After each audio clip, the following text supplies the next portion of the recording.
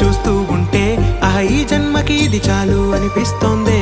నువ్వు నా కంట పడకుండా నా వెంట పడకుండా ఇన్నాళ్ళెక్కడ ఉన్నావే? నీ కళ్ళల్లో ఆనందం వస్తుందంటే నేనెన్నెన్నో యుద్ధాలు చేస్తానులే.